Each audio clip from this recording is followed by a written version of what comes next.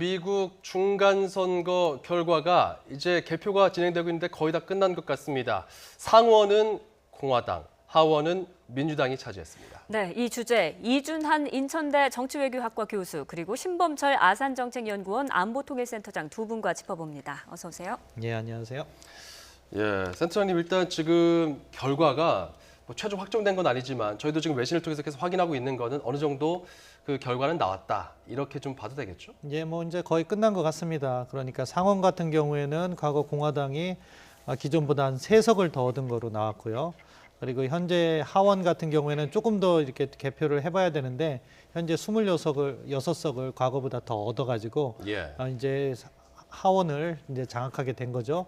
그 결과니까 주지사 선거 같은 경우에도 민주당이 7석을 더 뺏어가가지고 전반적인 선거는 민주당이 승인데 이 상원에서의 격차를 공화당이 벌림으로 해서 트럼프 대통령은 나름대로 체면 유지는 했다 그렇게 평가합니다. 네, 역대 중간 선거는 현직 대통령의 무덤이었다 이렇게 평가되기도 하는데요. 이번 결과 어떻게 평가하시는지요? 저는 굉장히 트럼프 미 대통령이 선방을 한 선거라고 봅니다.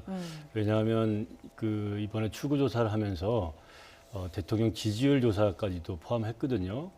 거기에 따르면은 44%가 트럼프 대통령이 잘하고 있다라고 대답을 했고 55%가 잘 못하고 있다고 대답했는데 44%에 불과한 지지를 획득하고 있는 대통령이 소속한 공화당이 상원에서는 과반수를 유지를 하고 있고 또 이 중간 선거의 영향 탓으로 하원에서는 졌지만 그렇게 큰 패배로 생각하지 못할 그런 결과를 얻어서 총체적으로는 트럼프 미 대통령이 선방을 했다라고 할 수 있겠습니다. 네, 이 상원 하원 지금 구성과 선출 방법에 대해서 잠깐 나왔었는데 다시 한번 좀 보여드리겠습니다. 예. 사실 교수님, 센터장님, 우리가 보면은 우리나라의 그런 선거 제도나 정치 구조랑 좀 다르잖아요. 예. 상원, 하원 어려워요. 이거 좀 설명부터 좀 해주세요. 예, 그러니까 미국의 그 파운딩 파더라고 하죠. 건국의 아버지들이 미국 정치 제도를 이렇게 만들면서 왕제와 비슷한 대통령을 선출해서 행정부를 만들고 그것을 의회를 통해서 견제를 하는데 그것을 둘로 나눴습니다. 예. 하원 같은 경우에는 직접적인 투표를 통해서 이렇게 국민의 뜻을 반영해서 견제를 하는 것이고 상원 예. 같은 경우에는 또 미국이 이제 주별로 나눠져 있으니까 각 주별로 2명씩 이렇게 선출하도록 하면서 이제 대통령을 견제하도록 했는데요. 그러니까 상원과 같은 경우에는 보다 중요성을 부여해서 임기를 6년으로 했고 그리고 3분의 1씩 선거를 하도록 했습니다. 왜냐하면 네. 한 해에 선거가 있으면은 대통령 선거, 하원 선거, 상원 선거를 모두 하면은 잘못하면은 한 해의 정치적 바람에 의해서 미국 국정의 방향이 바뀔 수 있다. 그러니까 상호 견제와 균형을 만들기 위해서 대통령 임기는 4년이고 하원 의원은 2년마다 매번 선거를 하고 상원은 6년으로 해서 3분의 1씩 나눠가면서 어느 한순간의 정치적 바람이 미국의 운명을 바꾸지 않도록 이렇게 설계해 놨습니다. 그렇다 보니까 이번 같은 경우에는 상원은 35석, 3분의 1이 선거를 하는데 보궐이 2석이 있어서 35석이고요. 하원 같은 경우에는 다 했고 주지사 같은 경우에는 36석에 이렇게 선거가 있었습니다. 예, 네, 총선, 지방선거 다 하는 그런 분위기네요. 네, 근데 하원을 또 민주당이 가져간 만큼 트럼프 대통령의 후반기 정책 추진에 조금 영향이 있을 것 같기도 한데요. 그런 예상이 충분히 가능합니다. 왜냐하면 하원은 대대로 예산안을 이렇게 통과시키는 역할을 해요. 그래서 대표적으로 트럼프 미 대통령이 추진하는 중요한 예산 정책들, 가령 멕시코와 미국의 국경에 철책선 이렇게 장벽을 쌓고 있는데 굉장히 큰 액수의 예산이 소요되는 정책이에요. 그런데 민주당이 이런 정책에 대해서는 좋아하지 않고 있거든요. 예산도 많이 소요되기 때문에도 그렇지만 반이민 정책에 대해서 좀 차이가 있어요. 그런데 이 예산안을 의회에서 다수당을 차지하고 있는 민주당이 통과를 안 시켜줄 수도 있는 거죠. 그러다 보면 대통령의 정책들이 조금씩 바뀔 수 있는 거고요. 또 하원에서 청문회나 여러 가지 조사를 실시를 할 수가 있어요. 네. 그러니까 대통령이 지금 수행하고 있는 미중 간의 무역 전쟁이라든가 북핵 관련 정책이라든가 이런 것을 정책 결정자들, 장관이나 또 정책 행위자들을 불러서 수시로 그런 정책의 타당성이라든지 경과라든지 이런 것들을 듣고 질문하고 하는 일이 생기다 보면 그런 것들이 누적되면 대통령으로 하여금 자기 마음대로 정책을 펴나가는데 조금씩의 견제가 강화되고 그러다 보면은 방향도 바뀔 수 있는 그 계기를 낳을 수가 있죠. 이에 비해서 그러면 트럼프 미 대통령은 그러면 하원이 이렇게 됐다고 해서 그러한 견제에 다 그냥 수수방관하고 따라갈 것이냐? 저는 또 그렇게 보지는 않습니다. 예. 트럼프 미 대통령 같은 경우에는 이번 선거 결과 보면서 잠자리에 들기 전에 굉장히 멋있는 승리를 했다라는 취지의 발언을 했어요. 그리고 이 승리가 자기가 지난 2년 동안 그 펼쳐왔던 정책에 국민들의 신임으로 판단을 하고 할 거란 말이죠.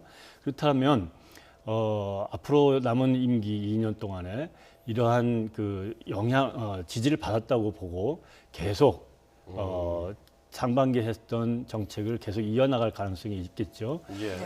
물론 이제 그러면서 민주당 우위의 하원의 견제를 받아가면서 대통령과 좀 갈등도 겪을 것이고 때에 따라서는 정부의 셧다운도 일어날 수도 있을 것이고 예. 그런 갈등 관계가 이어질 거라고 생각을 합니다. 그렇군요. 뭐 네. 하원 같은 경우는 우리나라 같은 경우는 뭐 상임위를 좀 배분하지만 미국 같은 경우는 이기면 다 가져가니까 그래서 뭐 청문회도 자주 부르고 이렇게 해서 하원에서 견제할 수 있다 이런 분석인데 어찌됐건 이번 선거 같은 경우는 전체적으로 트럼프 대 반 트럼프 구도가 좀 짜여져 있었습니다. 선거 전 유세 상황 좀 잠시 보고 가겠습니다.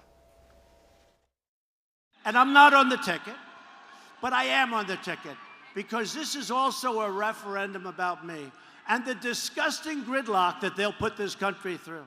We have to get out tomorrow and we have to elect a Republican Congress. We have to do it. We've got to stop crying Chuck Schumer and Nancy Pelosi from erasing everything that we've gained. Better's a start. That's what you're doing. You're going out there, you're going to make sure that people vote to start making things better. And when you do that, then the spirit of America is going to shine. All right? Let's get to work.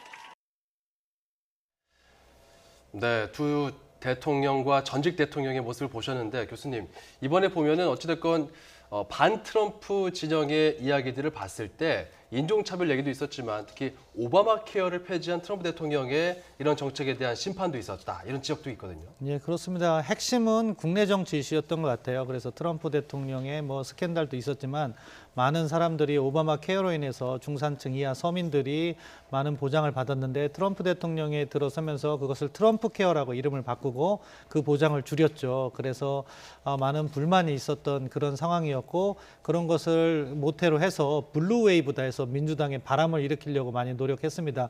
방금 전 화면을 보셨어도 오바마 대통령이 목이 쉬어가면서 저렇게 연설을 했는데 예. 근데 그 결과 자체는 우리 이 교수님 말씀하신 것처럼 트럼프의 승리로 돌아간 것 같아요. 그래서 뭐 폭스뉴스 같은 경우에는 오바마가 또 패했다. 이번 선거는 뭐 트럼프의 승리다 이런 이야기도 나오는데 뭐 이렇게 하원 같은 경우에는 파퓰러 보트 인기 투표적 성격이 있어가지고 민주당이 승리를 했지만 상원 같은 경우에는 또 중요한 주가 있거든요. 왜냐하면 미국의 이렇게 대통령 선거 자체가 특정 주에서 이기면 그 주에 일렉토럴 보트를 모두 한 사람한테 줘요. 그렇기 때문에 어차피 공화당 찍는 주가 있고 민주당 찍는 주가 있는데 중요한 것은 스윙 스테이트라고 해서 어느 때는 민주당을 찍고 어느 때는 공화당을 찍고 거기를 장악해야지 선거에 이기는데 이번에 대표적인 스윙 스테이트라고 할 수 있는 플로리다, 인디애나, 미주리에서 기존의 민주당 상원의원 자리를 공화당이 뺏어왔어요. 그렇기 때문에 트럼프 대통령은 아까 이 교수님 말씀하신 것처럼 잠자리에 들면서 아주 기분 좋게 잘 수 있었을 것 같습니다. 물론 국정 운영 자체는 예산 통제라든가 청문회 차원에서 상당한 견제를 받겠지만 예. 트럼프 대통령이 남은 2년 임기를 진행하는 데 있어서는 큰 장애까지는 발생하지 않을 가능성이 있다. 그렇게 평가합니다. 어쨌든 이제 선거는 끝났고 이제 미국의 변화에 있어서 우리가 대비해야 할 부분을 짚어봐야 될 텐데요. 그렇죠. 일단 대북 정책에도 변화가 불가피하겠죠? 글쎄 큰 변화가 그 당분간 보이지는 않을 것 같아요. 그래요. 예. 왜냐하면 뭐 꼭 1년 전쯤인데요. 북한이 미국 본토까지 날아가는 ICBM 미사일을 실험 성공을 했어요. 그래서 미국은 굉장히 큰 위협으로 그 전에 북한이 핵실험을 뭘 하고 또 미사일 실험을 했었어도 그 전과 다른 위협을 느끼는 것이 바로 1년 전에 일어났습니다. 근데 트럼프 미 대통령이 지금 하는 얘기는 내가 북한과 북한 지도자와 협상을 하는 동안에 핵실험도 한 번 더 안 했고 미사일 실험도 한 번 안 했고 이건 전임 대통령 어느 누구도 해결하지 못했던 문제를 내가 지금 해결하고 있다. 예. 나는 그래서 이런 위협을 남기고 있다라고 하는 사람이기 때문에 당분간도 그렇고 임기 첫 번째 임기 앞으로 2020년까지는 이 북한 핵 문제를 군사적인 방법이 아니라 외교적인 방법으로 풀어나가는데 그 정책 기조에서는 큰 그 변화를 가져가지 않을 것 같고요. 이것에 대해서도 김정은 위원장이 첫 번째 임기 말까지 비핵화를 하겠다라고 약속했기 때문에 속도 조절, 시간의 완급 이런 것들 그리고 밀고 당기기 하는 그런 과정은 있겠지만 예. 민주당이 뭐 다수당이 돼서 그 의회 하원에서 정책을 바꿔야 된다. 뭐 이 외교적인 방법이 안 되니까 무력적으로 해라.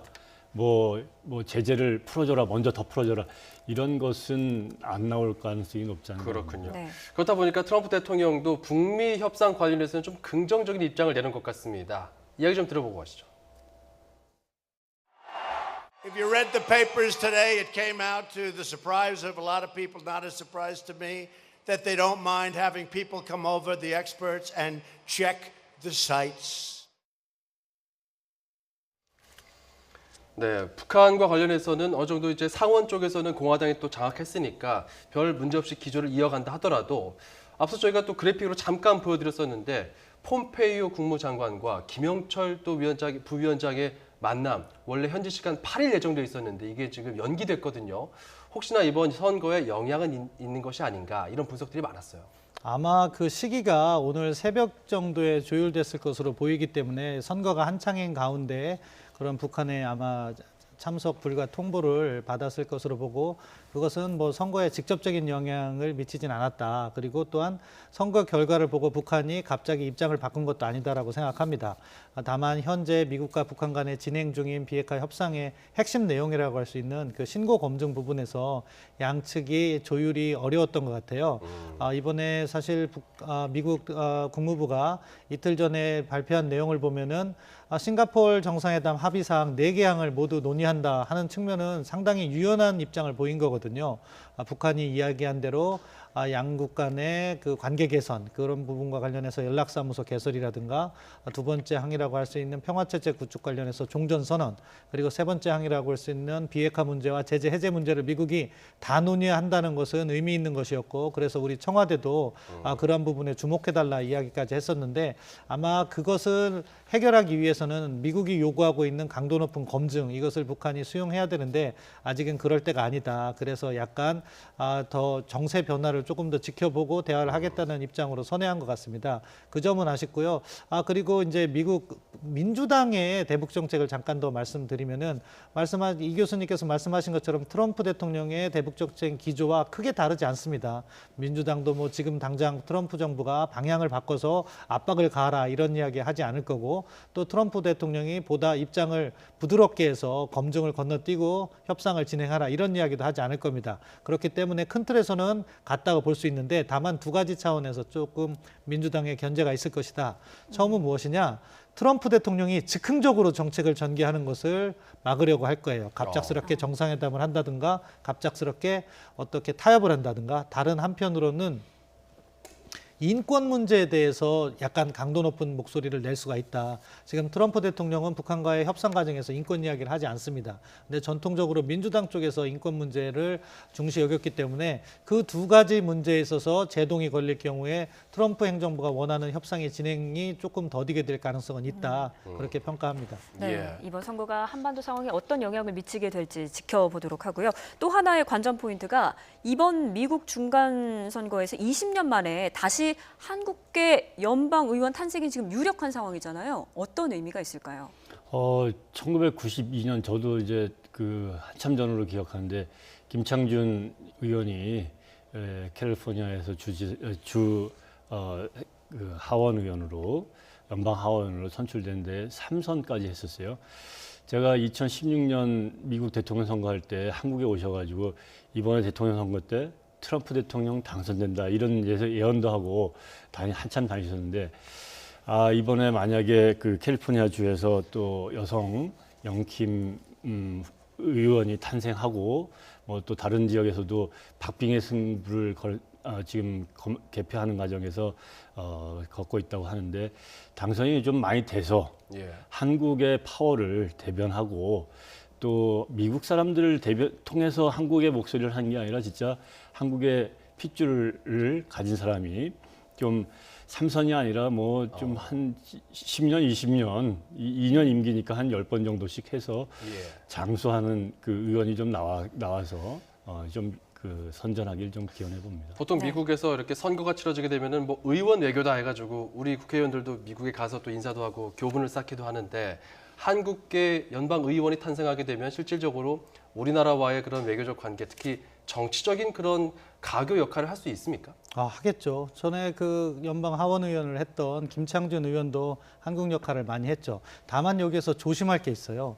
너무 한국계니까 한국의 이익만 이렇게 대변해달라고 하면 정치적 기반을 잃을 수가 있습니다. 따라서 우리가 조심하면서 그분을 어떻게 다리로 활용하고 그렇지만 미국 주류 정치인들과의 교분을 넓히고 한국의 이익을 이렇게 보장받는 신중한 접근, 지혜로운 접근이 필요하다고 생각합니다. 네, 미국 중간 선거 결과까지 짚어봤습니다. 지금까지 이준한 인천대 정치외교학과 교수, 신범철 아산정책연구원 안보통일센터장 두 분이었습니다. 고맙습니다.